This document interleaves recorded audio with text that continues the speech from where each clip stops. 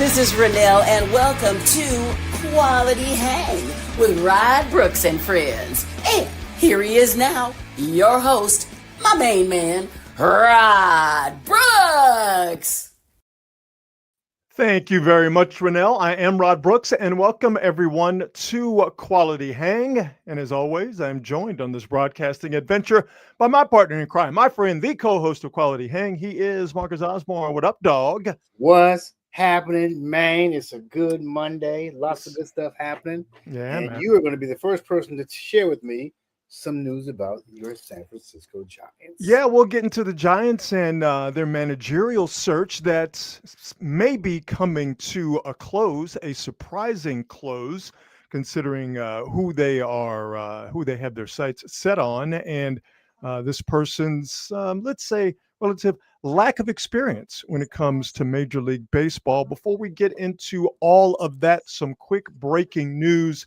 The World Series matchup is set. The Los Angeles Dodgers will see the Toronto Blue Jays in the Fall Classic. A dramatic home run by former Houston Astro George Springer of the Toronto Blue Jays hit a 3-run home run to give the Blue Jays the lead over the Mariners, who are still without a World Series appearance since bursting on the scene back in the late 70s. So the Mariners were able to get it to a Game 7, but unable to get it across the finish line as the Blue Jays won Game 7 of the ALCS at home in Toronto in fairly dramatic fashion, beating the Seattle Mariners. The Mariners to not go to the World Series? Yeah. Boy, that's a really good question. The Rangers went to and won the World Series a couple of years ago. I can't think of the Padres. The Nationals went to and won the World Series. I remember that. Right. Okay. The Padres have been to the World Series. Has Tampa been to the World Series? Yeah, they lost to the Dodgers, remember? Oh, in the COVID year. That's right. Yeah. In 2020. Well, who remembers that? Wait a minute. I think they won a real championship. That's the only time I can remember. And the Marlins have been to and won the World Championship. The Diamondbacks have been to the World Series. So as I go through my mental Rolodex, yes, the Mariners are the one last team. Ooh. Have the Rockies been to the World Series? No, I don't think they have. Okay, all right, there you go. I knew I'd get to one eventually. The Rockies and the Mariners have not gotten to the World Series, so I'm going through all the teams, and I think that may be it. That sucks. The Mariners had it, but an absolute meatball was served up to George Springer, and he deposited that bad boy into the bleachers of, I still call it the Sky Dome, even though it's called the Rogers Center. And the Blue Jays on the way to the World Series to more than likely get demolished by the Dodgers, but we'll get into that as the week goes on. Before we get into the show, as always, we thank our presenting sponsor, the fine folks at Hop Monk Taverns. 3 locations to choose from: Sonoma, Sebastopol, and in Novato. And at all 3 locations, they all do the same fantastic, wonderful things, and that is give you great food from a diverse menu, a fantastic craft beer selection that even a beer snob could love, and a live entertainment menu that is just as diverse and just as awesome as their food menus. So check them out online to see what they have coming up live entertainment-wise, to see what the hours are, or any other information you may need. Definitely follow them on all the socials. But Hop Monk Taverns, we are so proud to have them as our presenting sponsor here on Quality Hang. Let us get into it. Let's get this party started. One quick programming note. Our good friend Matt Kolsky will join us in just a few minutes to talk about the Warriors as they will get started along with the rest of the NBA tomorrow night. So a little Warriors preview with our good friend Matt Kolsky coming up here in just a little bit. But Marcus, let's start with the San Francisco 49ers, who, not a surprise to me, we talked about it over the course of last week. I thought that the Niners would be able to beat the Falcons on the strength of the Niners run game, especially when we got the news that George Kittle was coming back, and the Falcons being a good team, but being a young team, coming off that emotional win last week against the Bills. A short week, not a very good matchup in terms of the Falcons. Number one overall defense, but they were not good at stopping the run.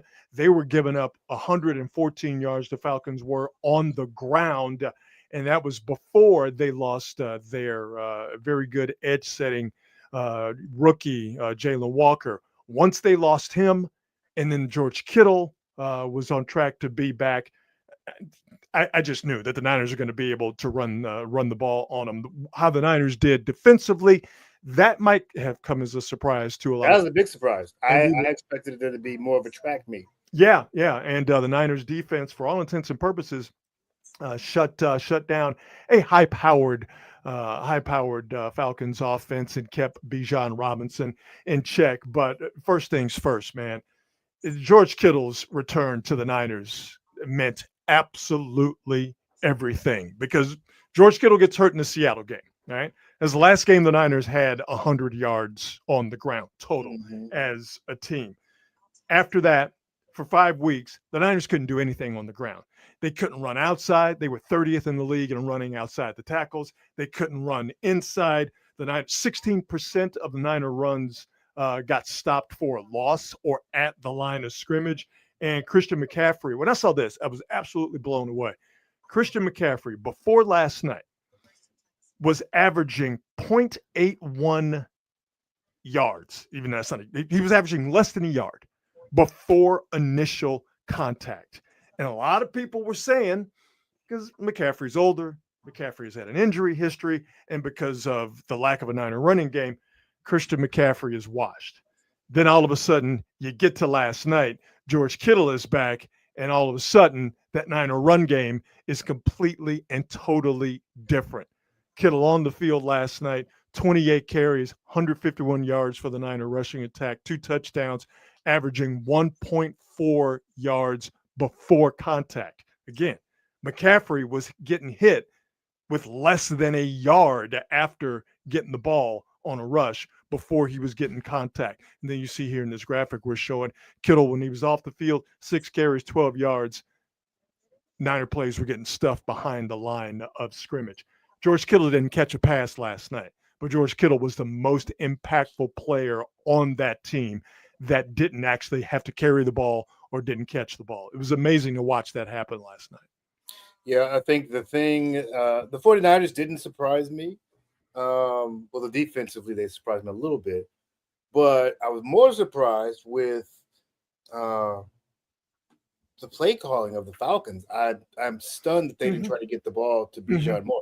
To me, it was illogical. Why wouldn't you be trying to get this guy the ball 25 times? And then this is where what you talked about, the youth showed in their quarterback. I mean, that fourth quarter, some really, really bad quarterbacking. Some just standing back there. Nothing drives me crazier than quarterbacks who stand back there and hold the ball like they've got all day. And I'm like, what is this dude doing? Because Robert Saleh was heating him up. You didn't have all day. That's what I'm saying. Like, what are you doing? And I'm like, somebody should have figured this out or get into this quarterback's ear and say, you got to let it go or you got to get out. And those two things really surprised me on the part of the Falcons. But, when you're playing a veteran team with the kind of coaching that the San Francisco 49ers have, you are never going to be in a position to beat that team. You're never going to you're never going to outcoach them. Yeah. Unless you're an Andy Reid, you're not outcoaching the San Francisco 49ers. You saw George Kittle at his best, which means you saw Christian McCaffrey at his best, which means you saw the Niner running game at its best, and you saw Kyle Shanahan coaching the type of offensive football he likes to coach.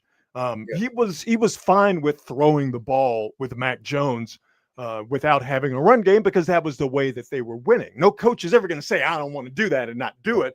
But that's not who Kyle Shanahan is. Kyle Shanahan is a guy, and he said this after the game where he challenged the Niners. And listen, he could see the same thing I and other people saw, that the Falcons were not a good team because they're not really big and heavy in the middle. Like, take, for example, what you have in Tampa with Vita Vea, where you just simply cannot run up the middle. And he completely and totally just wrecked the Niners' interior offensive line. The Niners' interior offensive line, along with George Kittle being in the mix, they had the size, they had the push to handle a fairly light, relatively speaking, Falcons interior defensive line. So once that was established, that with Kittle back, the Niners could to run outside with that outside zone, and then they could run inside. It was basically a wrap from that point. The Niners had control of the game. And we'll get to Saleh in a second, because I think he had a lot to do with how Michael Penix looked last night, how Bijan Robinson was, in essence, taken out of the game at critical times. But watching the Falcons over the last 2 weeks, one thing I noticed, and I was surprised they didn't at least try this with the Niners. The Falcons, their pass game is, we're going to get guys outside, London and Pitts, who are big and strong and fast, and they're going to try to throw to the boundaries, and they're just going to try not necessarily go routes, but they got guys on the outside. They're just going to run. Penix, statuesque, big arm. He's just going to try to get the ball to them and win over the top. They don't do a lot of in-breaking routes, the Falcons. And it surprised me that the Falcons didn't try to do something in the middle of the field with their wide receivers and with Kyle Pitts, their tight end, because of the Niners not having Fred Warner. And because Dre Greenlaw in pass coverage over the last 3 games has given up over 150 yards and I believe 18 or 20 catches. I forget exactly. I have to get my notes from the game yesterday. For the Falcons to not try anything in the middle of the field with their wide receivers. They threw the ball to Bijan Robinson, which is what they were supposed to do. And it worked. But for the Falcons to not test the Niner defense in the middle of the field, I thought was odd.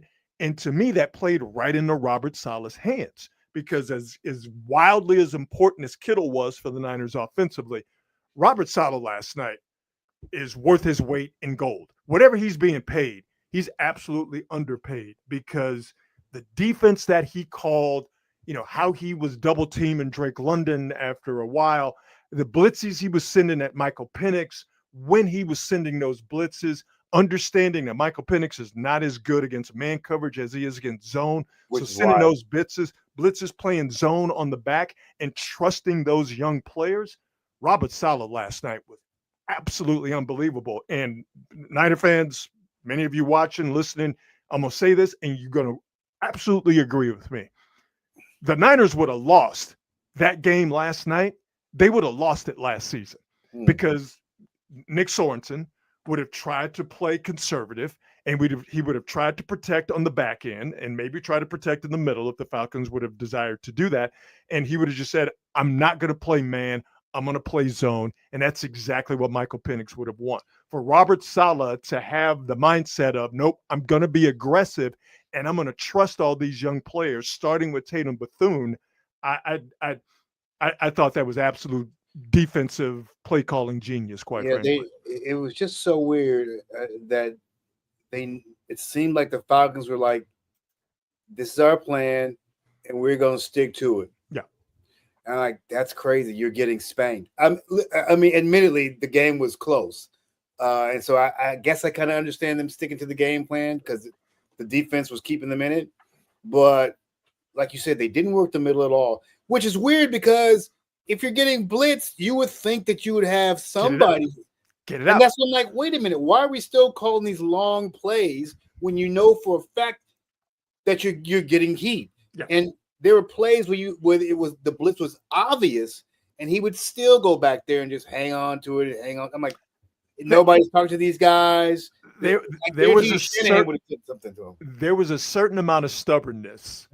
With the Falcons' game plan. Yeah. I thought was. I think they thought, and this goes back to what I was saying last week. I think they thought shit was sweet, and they thought this young Falcons talented team thought that they were going to be able to not necessarily push over or not necessarily intimidate the Niners. Yeah. But I think they thought because of all of the Niners injuries, 14 of a possible 22 starters not playing, all of the Niner injuries, that eventually the Niners would crack. And what they didn't plan on clearly was Tatum Bethune and Chase Lucas and Bryce Huff and those other guys sort of carrying the load and leading by example. They didn't bet on that. They didn't bet on Saleh being aggressive with the blitzes. And for whatever reason, they didn't bet on the Niners being able to run the ball and control the game like they did. And because they lost in all three of those phases, for lack of a better way of putting it, it just seemed like the Falcons had no answer or no counter when their initial plan or initial plans were thwarted. Dig what I'm saying? Stubborn. Yeah. Unnecessarily stubborn too. But I think that's a hallmark of a young team that is just not used to swimming in those waters of expectation. Well, but the other question is why, which is what happens with young players. But the problem that I had with that whole thing was the coaching. Yeah.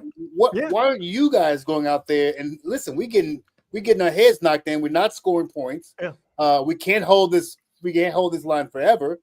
Why aren't we trying to mix this thing up? And it's just weird to me that they didn't even try to change anything. But when I say young team, I'm not just talking about the players. Yes, the players are the youngsters of the group. And Raheem Morris, who I think is a good coach. I like Raheem Morris a lot. But he's young in the game. Jeff Ulbrich, one of my favorite people. Like, just not from a football standpoint, Jeff Ulbrich is one of my favorite people. Mm-hmm. Jeff Ulbrich is a very good defensive coordinator, but I think he's still kind of young in that game. Raheem Morris has no excuse. This is not his first rodeo. No. I understand that, but I think that was sort of a teachable moment for Morris and Ulbrich that you have these young players, these young talented players. You can't be afraid to mix it up a little bit and do something different, like Robert Saleh. Maybe that was the problem, that they were afraid to change it up because the guys are young. Well, hey, listen, if you're scared, get a dog, right? Yeah. Because if Robert Saleh decides, I don't want to blitz because that might leave me vulnerable on the back end with these young guys, okay, then it's a completely different ball game last night. I mean, at some point in time, listen, to quote the Ghetto Boys, sometimes you gotta let your nuts hang, dog. Yep. I mean, facts. You either about that life or you not, And what we clearly know about Robert Saleh, just to stay with him specifically, and I think the entire Niner get down, especially this year, where they've established that they are a gritty team. Yes. That hey man, this is who we are. We're here, and we're not going to play scared. And I think what last night says, everything I just mentioned about Saleh is that he's not going to play scared, even if he doesn't have his top line guys, Warner and Bosa. He can't. And he's not going to have Bryce Huff for a couple of weeks, but we'll talk about that in just a second. We'll get to the bad news in just a second. But I think with the Niners, with that defense, with Saleh leading it, they ain't scared. And the Niner offense with George Kittle coming back.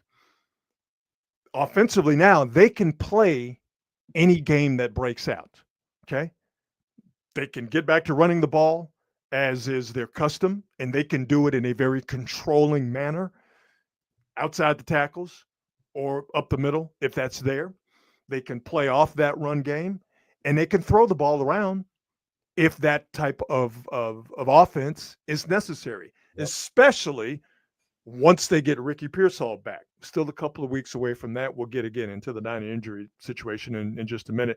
But once they get Ricky Pearsall back, whenever Brandon Ayuk does come back, when George Kittle gets integrated back into the passing game. Last night was the first night that George Kittle did not catch a pass in his entire career. He ain't going 2 games in a row or more without catching a pass. So to see that this Niner offense, it can be diverse, as I mentioned. I think they can play any type of football game that breaks out.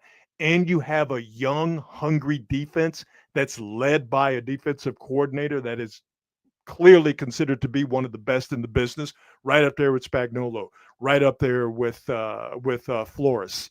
Maybe not on the Vic Fangio level in Philly, but if Robert Saleh is your coordinator, you're a significantly better defense. The Niners are bruised, the Niners are battered, but what they are is they're gritty, they got guts, and I'm this is recency bias and all of that stuff, but I was very impressed the way that they handled business last night in the manner in which they did. Yeah, I mean, you can't take a single thing away from them. I thought, as I said, Kyle Shanahan and that squad did a masterful job of prepping these guys and coaching these guys through this type of game. It was really impressive. Yeah, for sure. So when you're talking about the Niners, yeah, you got to talk about injuries. Yeah. It's what it is. Because last night, great win for the Niners, right? I'm like, Bryce Huff, like, oh man, Bryce Huff, look at that dude, man. He's got 4 sacks on the season. He was outstanding last night, just, from beginning to end.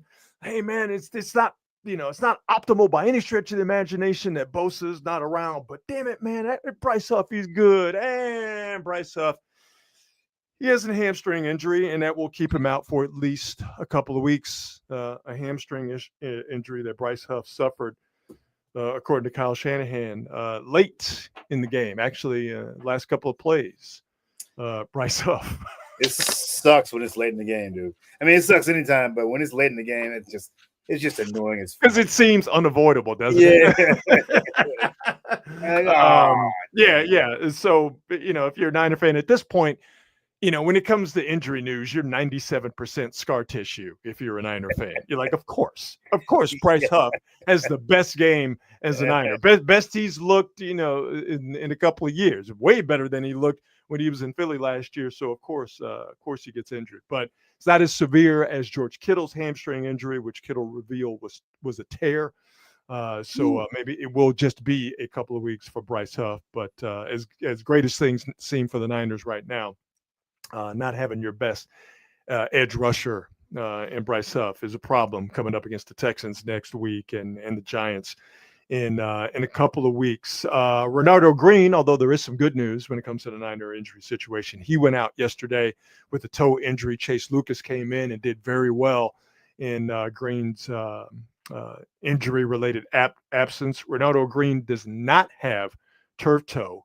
That's good, but the turf toe that Brock Purdy does have, more than likely, will keep him out of the game coming up this week against the Texans. Kyle Shanahan said, I'm paraphrasing here, there basically is no change in Brock Purdy's status. He's progressing. Doesn't seem like he's ready to play just yet. And the same thing goes for Ricky Pearsall, that he's progressing, but his status has not changed. So things stay static with the Niners. They go out there, they bust their humps, they put forth a good effort, they win a game that a lot of people didn't think that they should win. They win it, and then they come out of it with injuries to significant people. That's just Niner football here in the third decade of the 21st century. That's just the way it happens. Dude, I mean, this is completely off the subject, but did you see this dude kick this 70-yard field goal? For who? For the Texans? Oh, for the Jags? Somebody kicked a 70-yard field goal? No way. 70-yard field goal. I didn't hear about that. Really? I'm like, wait a minute. Are we in the London game? We got dudes kicking 70-yard field goals now? Well, you know why that is. Because the kicking balls, and now I don't want to get too nerdy about the kicking balls, but used to be footballs were footballs. Same football you played with, same football you kicked with. But kickers would get the footballs and they would massage them and make them easier to kick. No. Then they introduced the K-balls, which were basically footballs right out the box. Yep. Kickers didn't get a chance to massage them, didn't get a chance to work them in, didn't get a chance to make them easier to kick. Well, the NFL changed this year, and they've actually given kickers footballs that they can massage and manage and make more supple and make them easier to kick. And that's why, along with kickers just being better, that's why you're having more and more field goals. I have to say, however, I feel like I would have heard about somebody kicking a 70-yard field goal because that's a record. Are we sure about that? A record.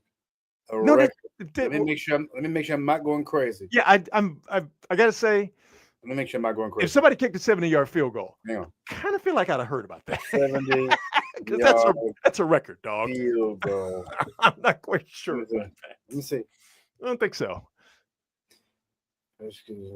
No, I don't see it. Yeah, I was gonna say because I've unfortunately watched too much of that Jaguars Rams game that I thought was going to be good, and it wasn't because, well, I guess the Jaguars are still the Jaguars, and I didn't see a 70-yard field goal or hear about one. I was watching a video.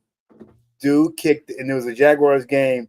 It sounded and looked like what they probably did was do some AI over. I was about to say, sound like the AI monster over the announcer's voice.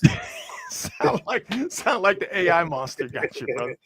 It's gonna happen again, I promise you. Don't fall for the AI monster.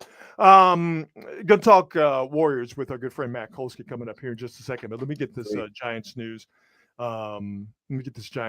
Out there. Credible reports over the weekend dropped the news that the next manager of your San Francisco Giants will be this man, 47-year-old Tony Vitello. The shock is not just because Vitello is not a known name. The shock is because Vitello, who you see here holding the national championship trophy after he led the Tennessee Volunteers to the 2024 College World Series national championship. The shocker is that Vitello has zero major league experience. Yikes. Zero. Okay. Yikes. Not only did Vitello not play in the majors or in the minors, he has not coached or managed in the majors or the minors. His experience comes from college baseball. Played baseball at Missouri, played very well. He's an infielder by trade. Spent some time at TCU in their baseball program, eventually went to Tennessee, completely and totally turned it around. And Tennessee won a national championship again in 2024. But Buster Posey, according to, again, very credible reports, national reporters and local reporters here like Andrew Baggerly of The Athletic, say that Buster Posey is smitten with Vitello. And I'm going to play a snippet of a video that came from a podcast that is done by what's my man who is on Fox, Greg Olson. He does a podcast talking to coaches about sports, particularly youth sports, and he had Vitello on. And this is something that Vitello said, and I find it interesting for a variety of reasons. So let me go ahead and drop that on you right now. Drew Gilbert played for us a ways back, and now the world's kind of finding out who he is. I went and saw him play just to see him in a big league uniform and was able to speak to a GM, and we both talked. I think everyone's suffering the consequences all the way up to the big leagues where guys are super skilled, but there's less development, less coaching, less accountability, and therefore less understanding of how to actually play the game. Less understanding of how to play the game to win. I cut the video off there. My apologies. Couple of things here. Drew Gilbert, for those of you who don't keep up with Giants baseball on a molecular level, Drew Gilbert might be a name that you remember. He was the one that brought a jolt of energy into the Giants clubhouse and the dugout. He was the guy that Matt Chapman would choke for fun. Remember that guy? Oh yeah. So obviously Drew Gilbert knows Vitello played at Tennessee. And to go back to the beginning of the video, when Vitello says that he went to see Drew Gilbert play for the San Francisco Giants at the time, he talked to a GM, and they had a discussion about how baseball is being coached, especially with youngsters, by the way. One can deduce, and you don't have to be Columbo to figure this out, that the GM he was talking to and also talking about in this snippet was clearly Buster Posey. So Buster Posey obviously liked his conversation with Botello. And the thing about Botello is, Mark, is that, people say he's very young and energetic, and that resonates with players, particularly young players. I do find a couple of things funny, that the baseball manager archetype pendulum, it continues to swing, and it's swinging for the Giants. A few years ago, and I'm not comparing Botello to now I'm blanking on his name, to the Giants manager a couple of years ago, before they fired him for Bob Melvin. Young, energetic manager. I'm completely blanking. Jesus, what the hell was his name? Oh my God. On his name. Somebody will tell me in the comments section. Oh my God. Yeah. Whatever his name was, it'll come to me in a second. Anyway, young, energetic manager. That didn't work out. So what did the Giants do? They went back to, thank you, Jay Stamps, Gabe Kapler. Let's give Jay. That's Stamps right. Yeah, Gabe Kapler. Out of sight, out of mind. Sure. Gabe Kapler, young, energetic manager, supposedly has a way with the clubhouse.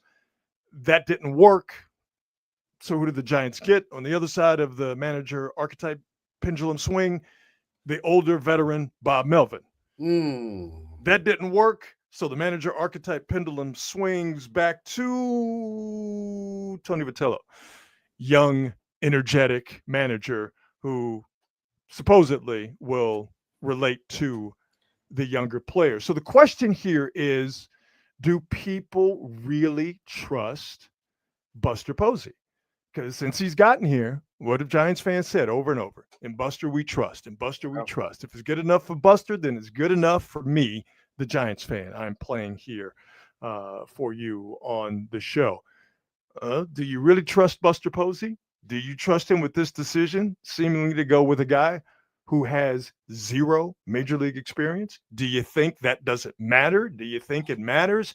Or for some people, they're trusting in Marcus. Others, they are really, really, really having a problem doing something that has never been done in Major League Baseball, where a manager has had no major league experience as a manager, coach, or player to run one of 30 Major League Baseball teams.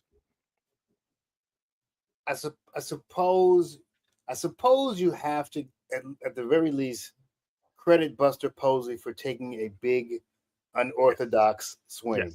Yes. You always give people credit for that. At least, go out, with your boots on. But boy, I don't. Mm-hmm. This is a real life Ted Lasso. Like, just literally, I never thought about that. This dude. I mean, listen. Even Gabe Kapler had some experience. He managed before. Like, he played. Yeah, it's to me, it's a bigger swing and a bigger risk than the one that I would take, just because major leaguers, being the creatures that they are, and a young guy who's never played, never managed, never coached, none of it. I don't know, man. I do think, and I subscribe to the theory that baseball is baseball. And especially now that analytics, even though the Giants are not a truly analytics-based team, but even though now with analytics being in the mix, not that these teams manage themselves, because you still have to make significant and important in-game decisions. You still have to make significant and important bullpen decisions. And Bob Melvin was not good at those last year in particular, in terms of in-game decisions, snap decisions, quick decisions, good decisions, and bullpen management. I do think, and to me, it's obvious, if Vitello is the guy for the job and he accepts, that him having a veteran bench coach next to him, having a veteran laden staff is going to be the order of the day.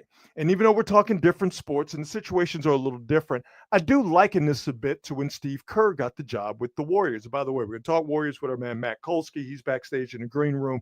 We'll get to the Warriors in a second after we finish this Giants discussion. But Steve Kerr, who obviously played, okay, but Steve Kerr had no head coaching experience. All right. He was general manager for the Suns, but that was it. Steve Kerr comes in. All right. What do? They make sure he has veteran coaches sitting right next to him. Alvin Gentry is the first one that pops into my mind. Ron Adams, his defensive coach, and he still actually does that. And also, don't forget, Terry Stotts is there with him now, even though they're somewhat contemporaries, still having a guy that you can bounce things off of that has some experience in the game. I think it's going to be a situation where the Giants, if they do this Vitello move, it's going to be very, very, very similar to what the Warriors did with Steve Kerr. Yeah, but even Steve Kerr, he had experience in the league. Because he played, right? That's what I'm saying. Yeah, but not only that, he also learned at the foot of Phil Jackson and Greg Popovich. Sure. Those things they matter, dude. Yeah. Again, Buster Posey gonna look like a genius if this team gets off to a great start. Gonna look like a genius, but boy, it's gonna be a lot of second guessing if they get off to a slow start. I think the main thing you said, the first thing you said is the main thing you said. Try something different. Mm-hmm. Okay. Baseball again, like I said, that's why I mentioned the manager archetype pendulum. That's been happening since the sun. Yep. Since dinosaurs roamed the earth. Okay. All right. Try something different. And if it doesn't work, all right, you took a swing at it. All right. Buster Posey, I think, because he is Buster Posey, is going to be given grace in that regard, unless this is a complete and total abject failure. But if it works, you're going to look pretty damn smart. And I think in terms of, again, baseball decisions, I think you can get a group of people around Vitello to make the right, smart baseball decisions. Can he connect with not the young players, because clearly he's going to connect with them, but can he connect with the dudes who have pelts on the wall? Devers is the first guy I think of. Chapman, Adames, these guys who have been around for a long time. If you first and foremost win, and if you say the right things, and if you put those guys in a position to win, they will ride and die with and for you. So that's going to be his biggest challenge. We shall see. This is I do applaud Posey for taking this somewhat wild swing, and gotta admire the balls at 100%. I don't know if I could do it. I don't know if I could do it, because here's the other thing: is you have to look at what the baseline for this team is. It's got to be at least 500, and so if it's below that, or if it's 500 again, that is a failure. Oh, if they regress, for sure. That is a failure. For sure. There can be no regression. Absolutely. Yeah. Absolutely. No regression at any point in time will be accepted, whether it's Vitello or whether it is but here's the thing. It'll be particularly egregious, and it'll be particularly bad if it happens with this particular 100%. I will leave the discussion about the Giants in baseball with this, because managers, I still believe, are important. Mm-hmm. Managerial skill clearly is important. Managerial connection with the players, I believe, is important.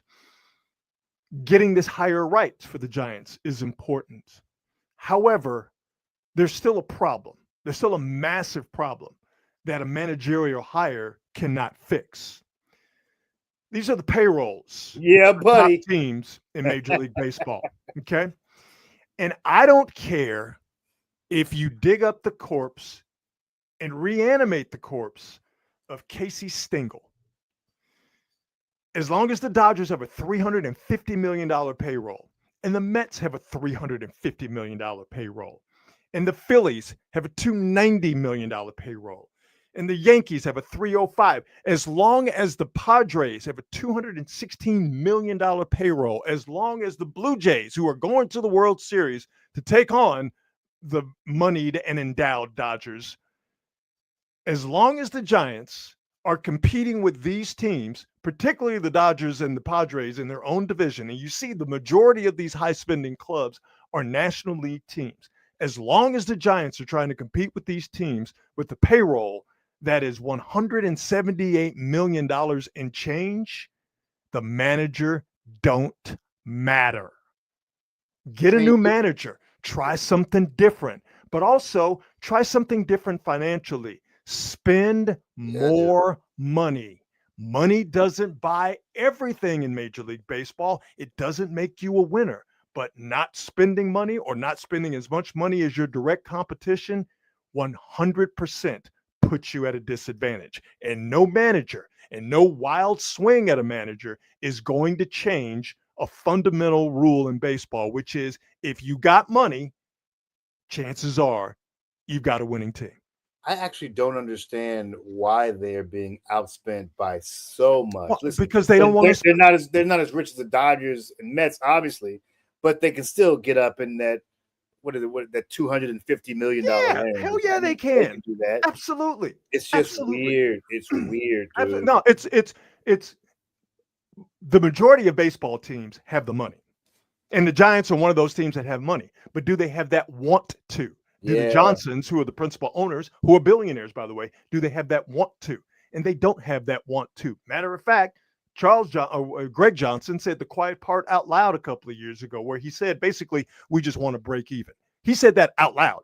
I mean, in front of cameras, into a microphone. Is that John Fisher or is... No. John Fisher is just an idiot, cheap skinflint that demonized a team and an entire fan base because he wanted a new stadium. No, that's a completely different story. Yeah, the Giants know that they have a cash cow and they don't want to spend more money because they don't have to spend more money. So it just always kills me when you have so much money that you can own a national sports franchise. Yeah. You don't want to spend money as if the goal is making money.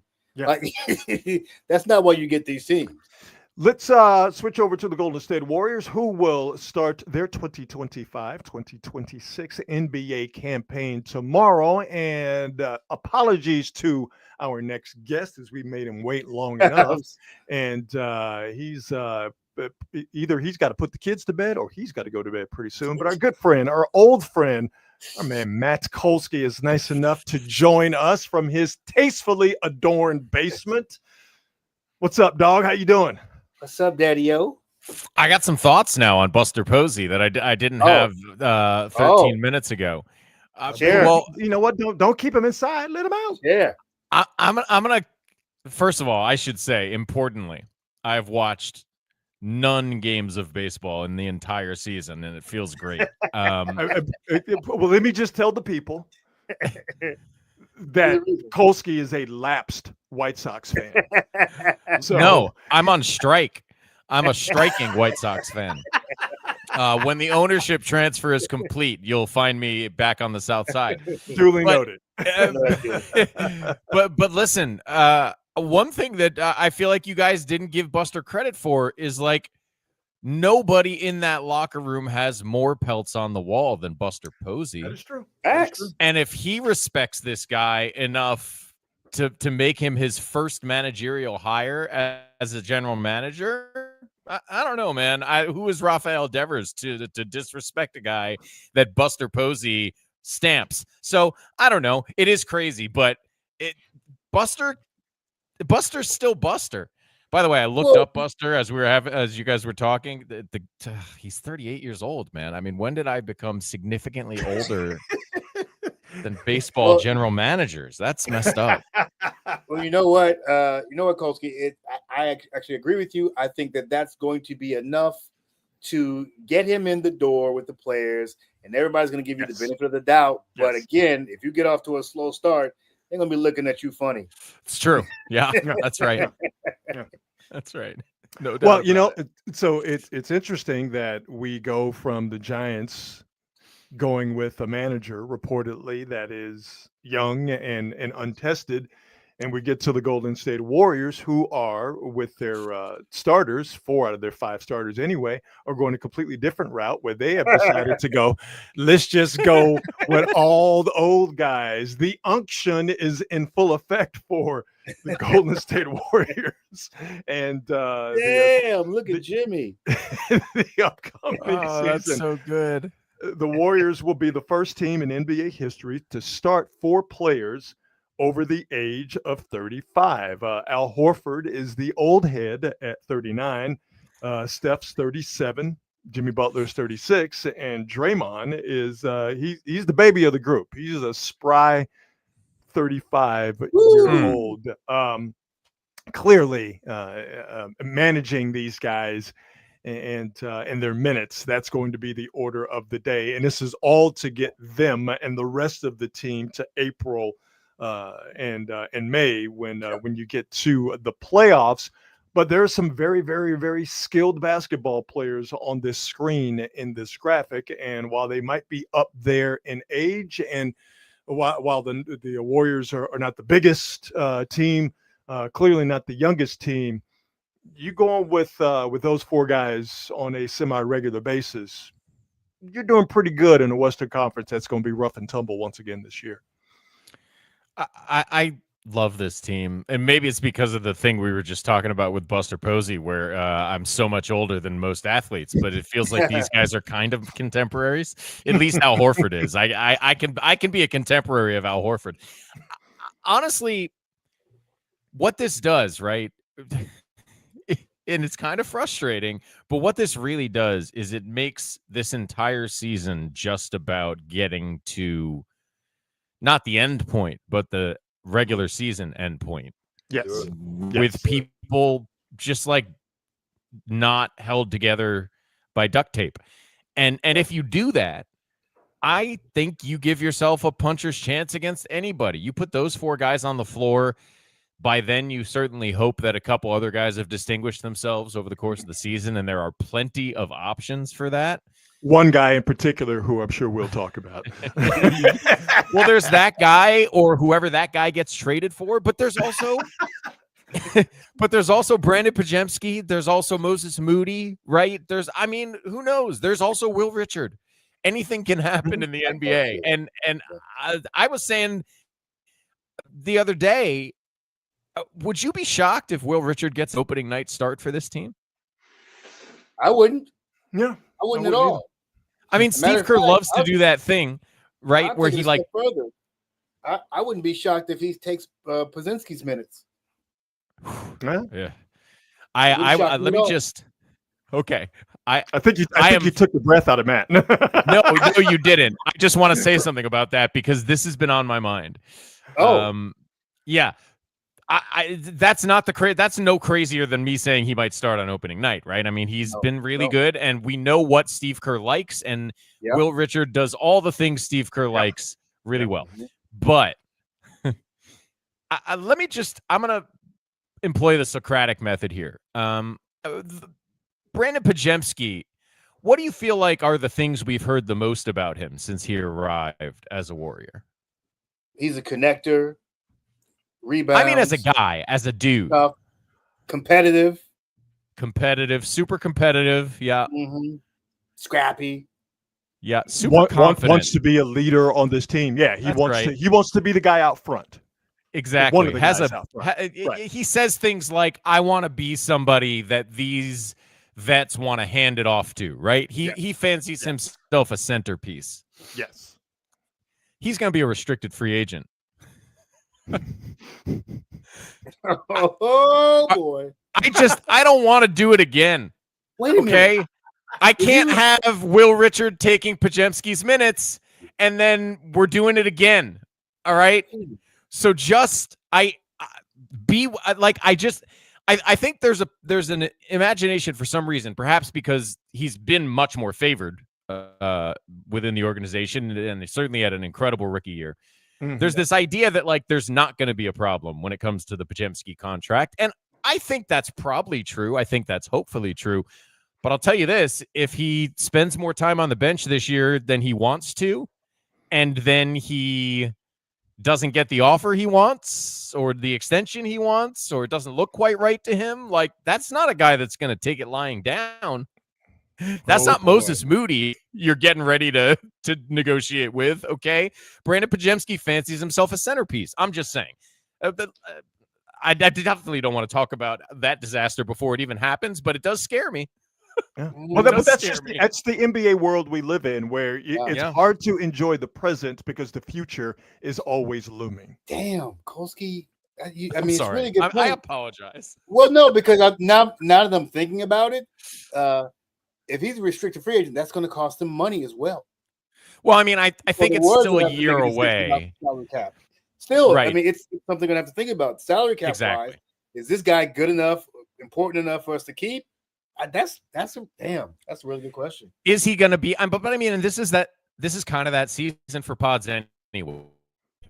Season 1, wow, we didn't expect that much from this little redhead as a rookie. Season 2, he started pretty rough, picked it up down the stretch, but in the playoffs was kind of here one night, gone the next. Preseason had that one incredible game and a couple of real stinkers.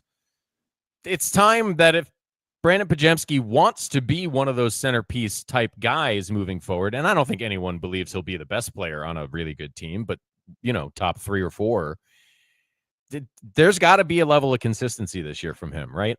No, for sure. And to me, this is kind of the conversation you get into about Jonathan Kuminga. If you're having a good faith conversation about Jonathan Kuminga and you're not trying to push agendas, right? Or you don't have some crazy beef with a kid you don't know, that if you do the right things, if you do what Steve Kerr asks, which is mainly get the ball to Steph, or don't be an impediment to Steph getting the ball, and defend from the team concept and rebound, you are given, I think, the freedom and the latitude to grow your own game. But you're never going to get Podziemski figured that out. See, this is why I think that he is felt emboldened, because he figured it out pretty early. Okay, what do I need to do to keep getting minutes and to make sure that these vets trust me? I'm not going to get in Steph's way.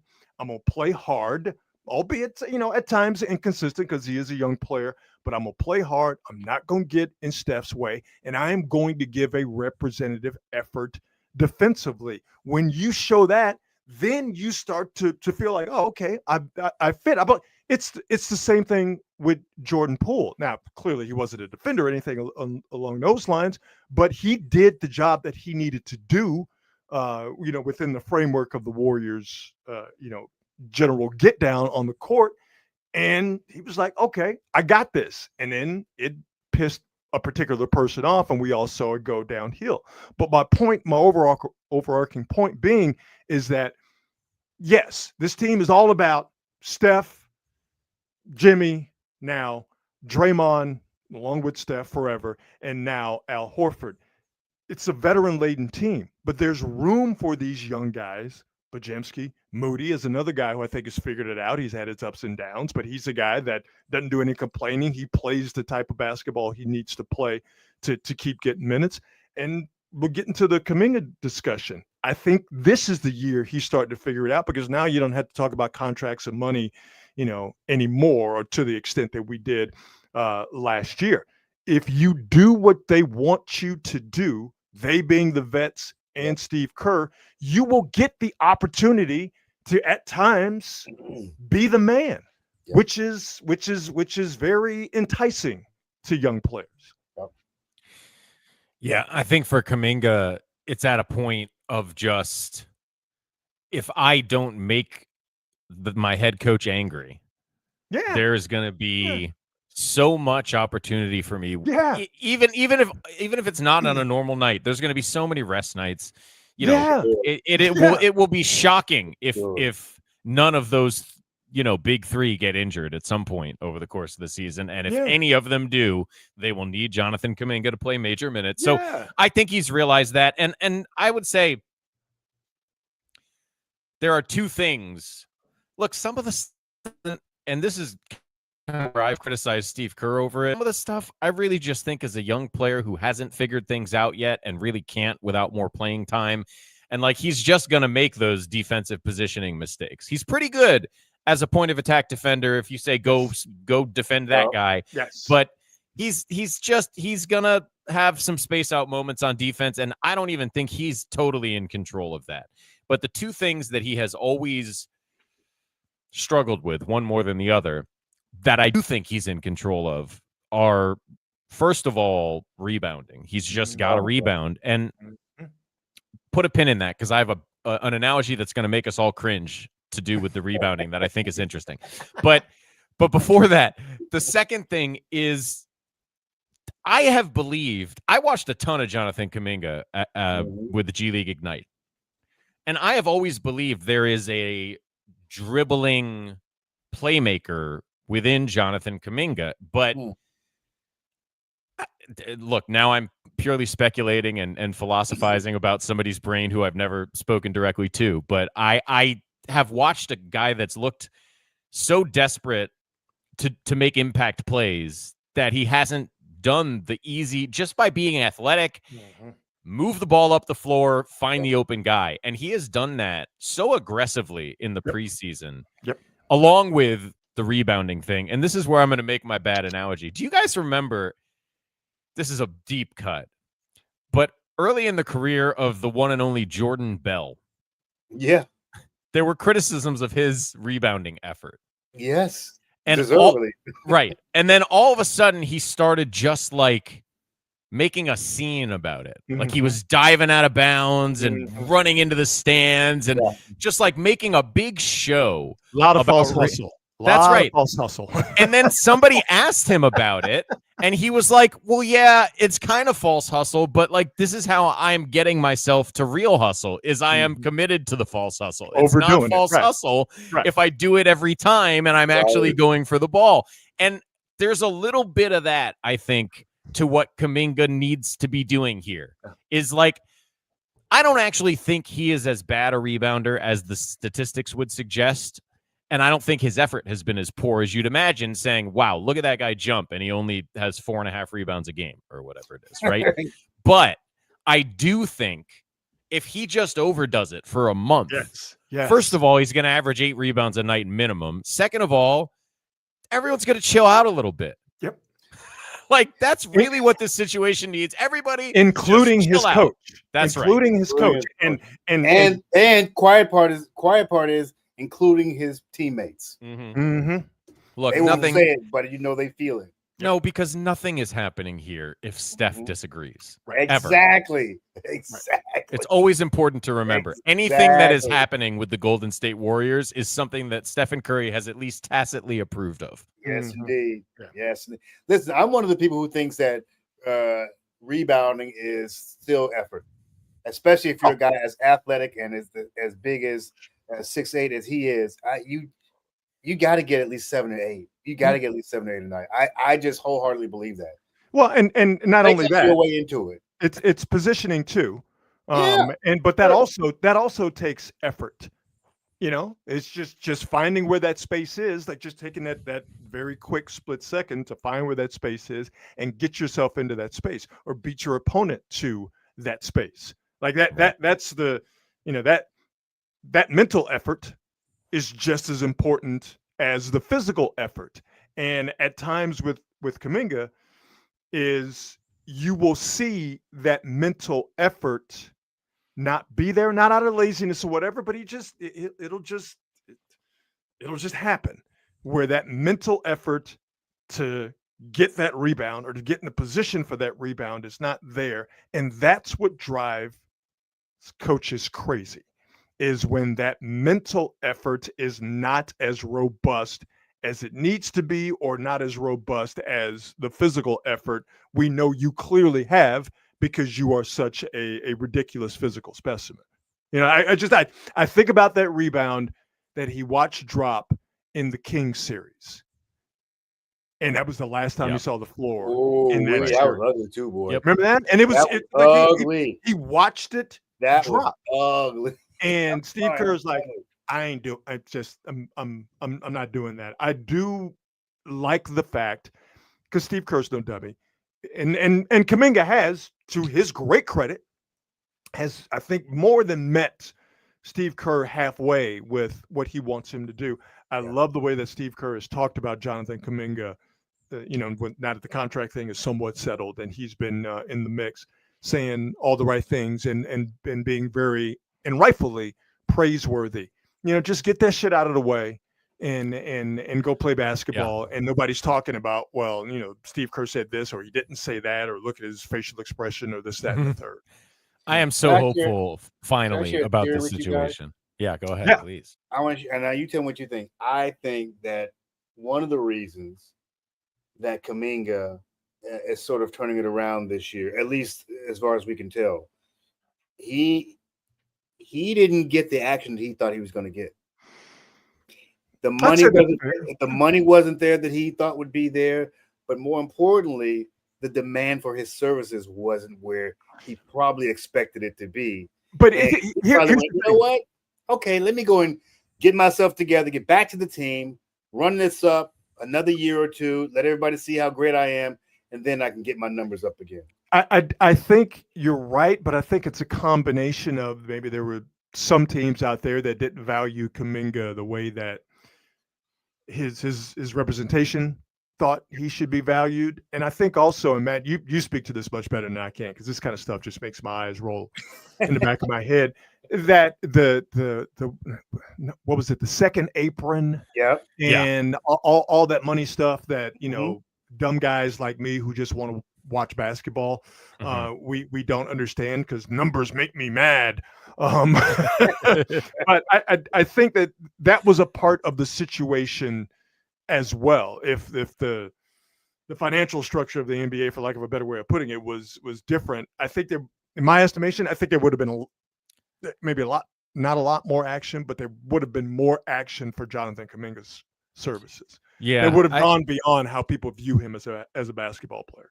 So I tend to agree with that basic description, and frankly, like, I know a little more of the technical part of it, but why bother? But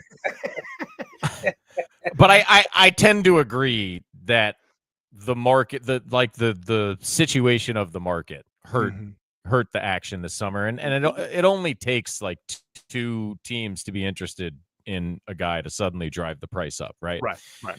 And there weren't even really two teams who had the available money to spend on him. So that kind of is what it is. But maybe more to the point, I think his agent would have sold that story to him, you know? Yes. So I don't think he is probably thinking of it as, oh man, nobody wanted me. He's probably thinking of it as, well, you know, I'm doing all right for the next year or two here.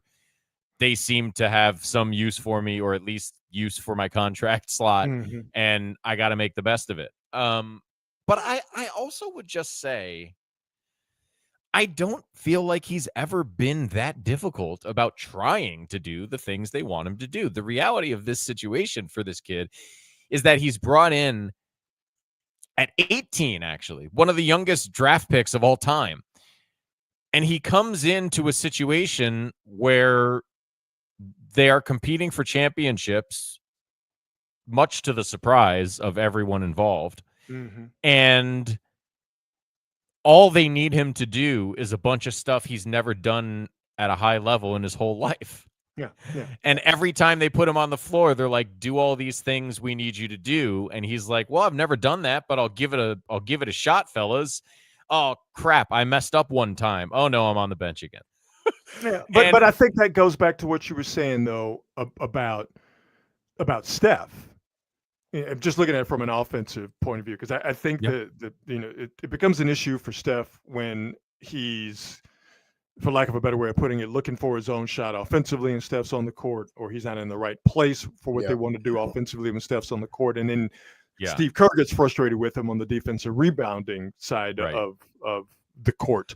Well, and real quick, Rod, I think it's not even just like looking for his own shot, because I think in the right situation, Steph can respect that. I think it's taking the shot. I'm just kind of using that as a catch-all term, but totally. But he had a habit of taking shots that just really killed momentum, or were really, really just poor decisions in the moment, beyond just like, because he is a guy that can score, right? And I don't think Steph would begrudge him his opportunities if he was making smarter decisions about it. And there's no consistently doubt that, smarter decisions. Yeah, exactly. I just think it's been a tough spot for a kid who's, being asked to make decisions at a higher level than he ever had to before. And if he screws it up, well, now he's messing with a championship contender's ability to compete, I think he's really, guys, I think he's really going to flourish this year because the contract situation is, again, settled, even though there still could be, he could be traded or whatever if things go badly. But, as I said earlier, it's a really tough place to be in when you're a young player, because as great of a concept it is to play with Steph Curry and to play for the Golden State Warriors, it's a hard thing to do Yep. if you're not doing it correctly.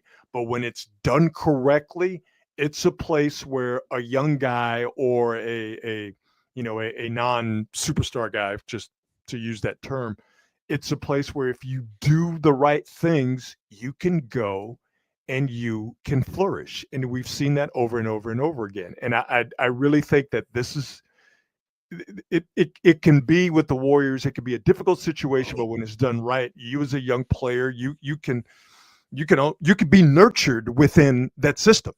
And I think that Kuminga's going to, the nurturing is going to happen this year, or we're going to see the fruits of him being comfortable in his own basketball skin, being comfortable with his own contractual and financial situation, and being comfortable with his coach and Steph in particular, and the other, veteran players around him. I can see him playing smarter, not because he got more intelligent. I just think he's going to play smarter because he's going to play a lot freer because he doesn't have other shit to worry about. Does that make sense? Yeah. Clear mind, clear head for at least 2 years, 24 million bucks in the bank every year. Yeah, that clears some minds. Yeah.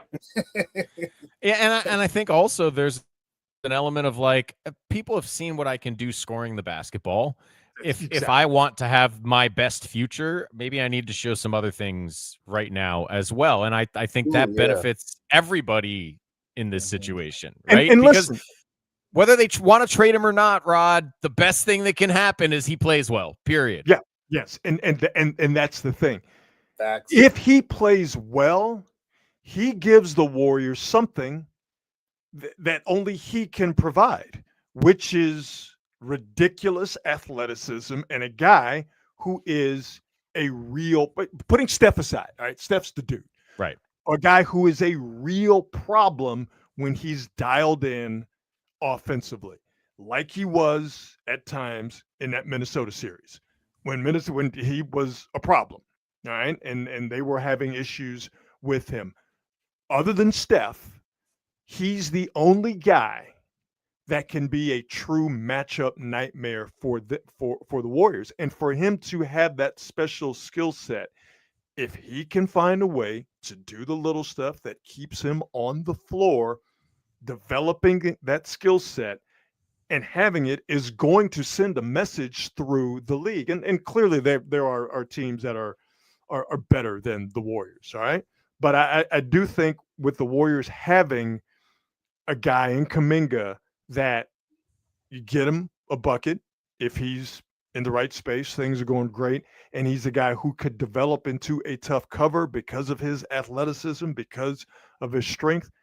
Given the Warriors that, and maybe them being able to play off of it with the veteran guys that they have and the other young players that they're bringing along, I could see it working. I could clearly see it working in the positive for the vast majority of the season. Those are all the reasons that always should have worked, right? Is that the level of athleticism that this guy brings is something nobody else on the team possesses. And the way I would say the thing that you were talking about there is like, they got guys who can score, right? Jimmy can certainly score. Yep. Hard work. It's not. Yeah, it ain't easy. It's not just rising above guys and mashing on their heads. Man, there was one preseason dunk. I thought he was going to kill somebody. So there's just something. It is something they need.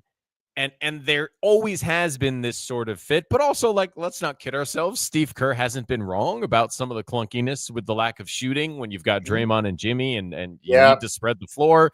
It's not fake.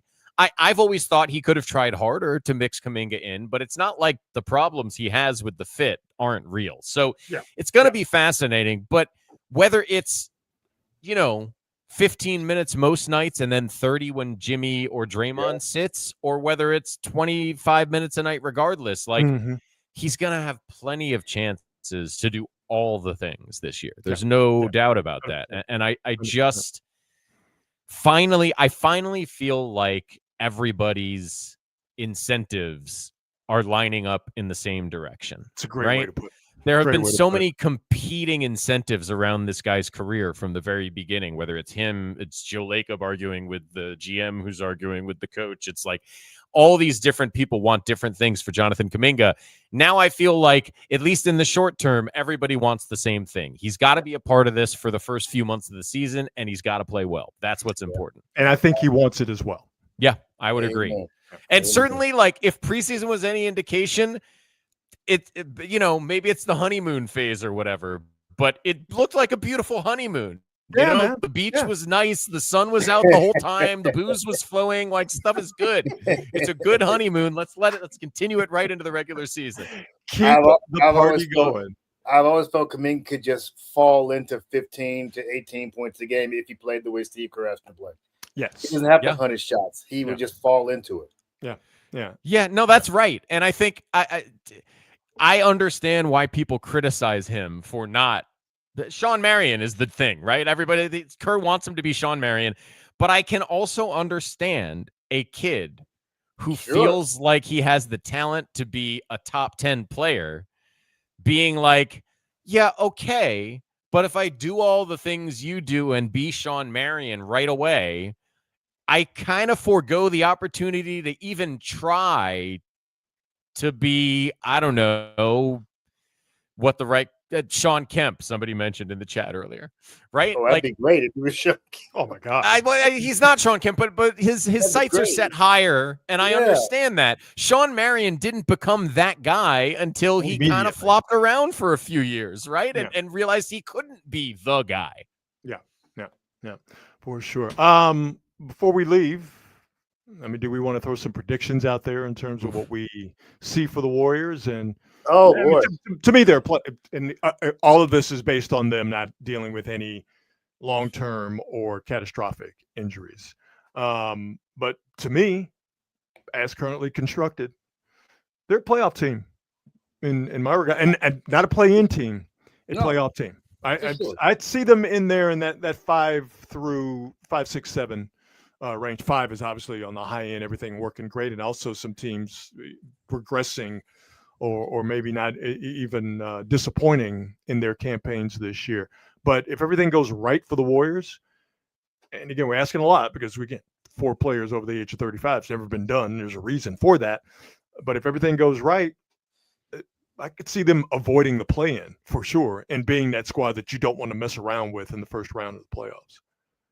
I only see Houston as a team that I would call obviously better than the Warriors right now. OKC? What? OKC is the other team. Denver, I don't see them as being obviously better. Minnesota, I don't see them as being obviously better. I think they're a top 4 or 5 team this year. I thought top 4. So I'm gonna predict.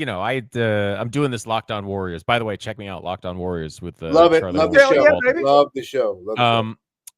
So I picked them 5th when we did our season preview.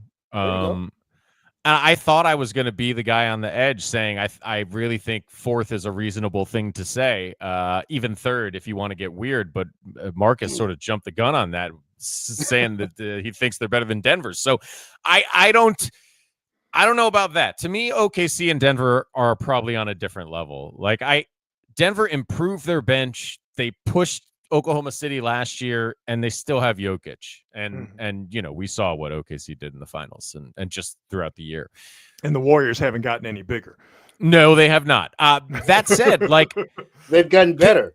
KD makes Houston terrifying because if you put my team to beat. You put KD on that Houston team that pushed the Warriors last season, and frankly, they kill the Warriors. Also, though, it's not quite the same Houston team, and most specifically, the Fred VanVleet injury, I think, is something they've got to figure out. Yes. So I think, after that, I understand why people would pick the Timberwolves ahead of the Warriors. That's what I ultimately did, but I don't think it's a big gap. I think they're younger. They're more likely to stay healthy. You know, Julius Randle's off the weed, which is apparently working great for everybody. I don't know But, anyone whose performance improved when they stopped smoking weed. well, did you see Durant responded? He was like, "Yeah, man, that's great. That's great for Julius. But personally, I'm a big fan of the plant." Durant's like, that's more for me. Yeah, that was Katie's take on it. Like, oh, congrats, I don't have Julius. to smoke Happy Julius extra. out when he comes over to the crib. Exactly. Oh man. Yeah, the NBA is Julius is really breaking trends in the NBA with that. Yeah, but no, right, I after that, right? The LA teams are just injuries either already happening or waiting to happen, and that doesn't mean they might not be in the 5-6 range, but I give the Warriors the edge on that. Yep. I just can't trust the Clippers. Give me a break. And LeBron is, already out for a little minute here. And then it's teams like the Spurs. I like what the Spurs are building. They got a lot of talent.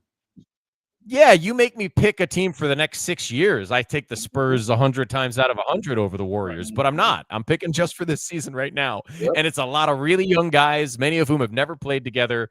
So, you make me pick it, I'm going to say the Warriors got the edge over these teams. And it does feel weird, especially given where we were at on February, whatever the hell it was last year when they made the deal, right? But this is a deep team with 4 now surefire Hall of Famers at the top of it. There are some interesting question marks about the Warriors, but there's not a lot to laugh at. It is a pretty talented, deep roster. No, I concur. I agree 100%. 100% correct. Even with OKC last year, I felt like the Warriors played those guys very well. I didn't feel any team was a given over the Warriors last year. I really didn't think there was. All the top teams, they played them really well. No, and I mean, now listen. Got hurt, they had a shot.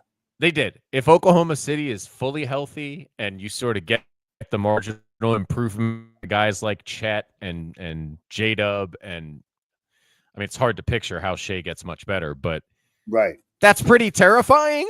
And I don't know that anybody, much less the Warriors, has what it's going to take to deal with what the team can do at full strength. But I give the Warriors as good a chance to beat them in the playoffs as anybody if they are healthy. Yeah, and that's what makes them dangerous. Yep, for sure. Brother, man, we always love catching up with you, and let's make this a regular thing as please get into the NBA season and go through it. And go ahead and plug the Locked On again, my man. Yeah, Charlie Walter is our main host, the MC of the Locked On Warriors station, and I'm on there. I'm going to be doing a lot of post-game shows this year, and I think the occasional other shows. So tomorrow night, after the game, instead of listening to whatever happened, I don't even know what happens after the opening night game on the TV anymore. Yeah, I mean, the whole TV situation is completely different. I'm right there with you. Changed. I don't know what the hell so forget that. Just to hop on YouTube, go to the Locked On Warriors channel, and we'll be there talking Dubs. All right, brother. And like I said, man, let's do this on the regular, my friend. Best to the family, brother. Thank you, sir. Same to you guys. And call me anytime. You know where to find me. And it will be done. Love you, my man. We'll talk to you down the road. Peace. Lots of love. Bye, fellas. All right, man. Make sure you follow Kolsky on Threads and IG, and definitely check him out. All those Locked On guys, they do a great job. Whether it's Locked On Warriors, Locked On Giants. They're so much better than the last host. Settle down. Settle down. If you're just joining us, first off, what have you been doing on a Monday night where you join us an hour and 15, 20 minutes into the show? World Series matchup is set. The Dodgers are going to take on the Mariners. And Marcus, to answer your question from earlier, yes, the Mariners are still the only team to never reach the World Series. And they were only a few outs away until George Springer, who has been a playoff performer extraordinaire for basically the entirety of his career, mostly with the Astros. George Springer, big 3-run home run to give the Blue Jays a late lead. They did not relinquish it. So the World Series starts on Friday. Let's do a couple of on this dates and the best thing I've seen today, so we can get out of here and I can continue to agonize over the Texans and the Seattle Seahawks. 5 minutes left to go. Seahawks 20, my Houston Texans 12. And oh, what a frustrating watch it has been. On this date, October the 20th, we're not going to go in true chronological order here. Let's start with music. On this date in 1989, the debut of 9 Inch Nails hit. Oh. Pretty Hate Machine. Whoa. Hit Like a Hole, Terrible Lie, Down in It. Don't consider myself to be a massive, by any stretch, massive 9 Inch Nails fan, but I remember hearing it when it first came out and being like, what is this? It was, and I still get that anytime I hear, especially early 9 Inch Nails, like Pretty Hate Machine, like the debut, just nothing like it before, and it still is just unique in its sound, man. I love bands, I love artists that are just singularly unique, and what Reznor does and has done with 9 Inch Nails, starting with Pretty Hate Machine back in 1989, it's just unique, man. Just wildly unique. He's a unique thinker. Yes. The unique thing. He just people like him or like Beck, like people who just have just crazy things going on in their head. Good call. How did you manage to get that out of your head? Yeah. And record it? Yeah. What else is going on in there? He just come up with just the craziest stuff. Like, how do you think it is? What else is going on in that head of yours? So on this date, all the way back in 1989, we got our first taste of 9 Inch Nails with their debut. It still holds up to this day. Pretty Hate Machine. On this date in 1996, we got one of the greatest coach rants of all time. That second game, we got our ass kicked. Or the second half, baby. We just got our ass totally kicked. We couldn't do diddly poo offensively. We couldn't make a first down. We couldn't run the ball. We didn't try to run the ball. We couldn't complete a pass. We sucked. The second half, we sucked. We couldn't stop the run. Every time they got the ball, they went down and got points. We got our ass totally kicked in the second half. That's what it boiled down to. Oh. It was a horse performance in the second half. Horse. I'm totally embarrassed and totally ashamed. Coaching did a horrible job. The players did a horrible job. We got our ass kicked in that second half. It sucked. It stunk. Jim Mora's diddly. Jim Mora's got a couple of them. He's got a couple of classics. Oh yeah, no, I was just about to say he's the only coach that has multiple all-time rants. All right? You got Mike Singletary. I want winners. Dennis, not Dennis Allen. Why am I blanking on names tonight? Yeah. You know who I'm talking about. Dennis Green. Dennis Green. Thank you. Dennis Green, yeah. They are who they thought they were. We let them off the hook. I'm missing a few others, but Jim Mora with the diddly poo rant that happened on this date in 1996, and of course playoffs. We're just trying to win a game. The great Jim Mora giving us 2 all-time rants, and today it was the diddly poo rants on this date in 1996. 2 different rants with 2 different franchises. He was the Colts. He was the head coach of the Colts when he did the playoffs. He was the coach of the Saints in 96 when he dropped the diddly poo rant on us. Playoffs. We do squat. Playoffs. They're just trying to win a game. On this date in 2022, fortunes change for the San Francisco 49ers. This is the date that the Christian McCaffrey trade went through all the way back in 2023. The Niners gave the Panthers a 2nd, 3rd, and 4th round pick. Wow. In 23, a 5th round pick in 2024 to the Carolina Panthers to Christian McCaffrey, who I would say Marcus has worked out well for the Niners. He's earned his paper, man. Yeah, man. Yeah, man. Still earning it with the performance we saw last night, Show. as we talked about earlier. Yeah, that Christian McCaffrey trade was a stunner, and it unlocked. Didn't get the Niners a Super Bowl, unfortunately, but boy, it was terrifying to see Kyle Shanahan's offense with a true dynamic running back that was a threat on the ground and in the passing game when McCaffrey hit with the Niners right at the beginning of this trade. He just looked borderline unstoppable. Quite frankly, he was borderline unstoppable. Yeah. Facts. These are facts. No. Has not disappointed. Nope, has not disappointed at all. So Christian McCaffrey's trade to the Niners happened on this date back in 2022. All right, let's go ahead and wrap it up. We've done enough here on this Monday edition of Quality Hang. Quality Hang. There you go. Oh, you know what? We do need we need a vocal theme song. Quality Hang. Yeah, we need like an R&B theme song. We'll work on that. We'll get our massive Quality Hang staff on that. We finished the show with the best thing I've seen today, and I'm just going to present without comment a bear trying to get into a trash can. Sweet. There it is. Where's the barking coming from? There's a dog somewhere. Yeah, there you go. It's, I mean, that's the human equivalent of that is trying to open a pickle jar, and you just like, no, what the hell with it? I can't do it.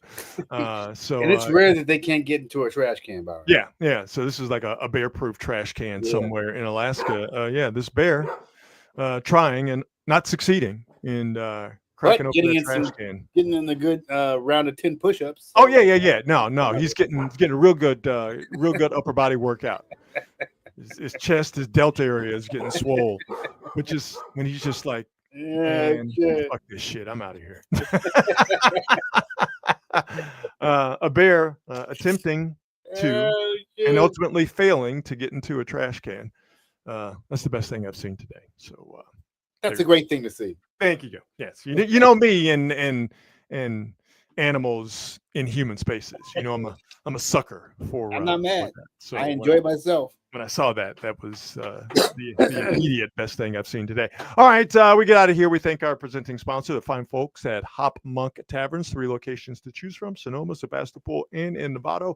Go check them out. Please do that. You will not be disappointed because the food is great. The craft beer selection is even greater, and I promise you, they're going to have something live entertainment-wise, concert-wise, open mic night, open mic comedy night. They're going to have something that tickles your entertainment bone. I don't know why you would have an entertainment bone, but follow me. It's been a late night. So follow them on all the socials and definitely check them out at hopmonk.com. All right, my brother.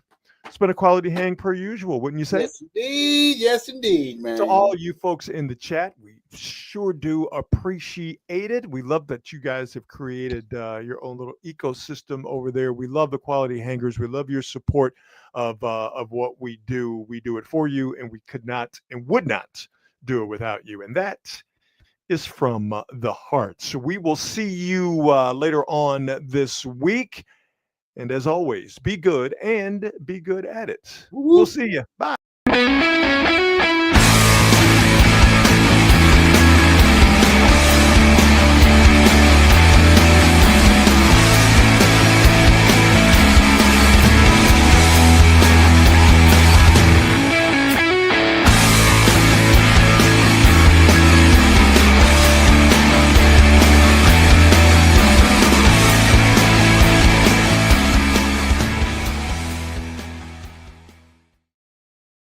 All right, brother.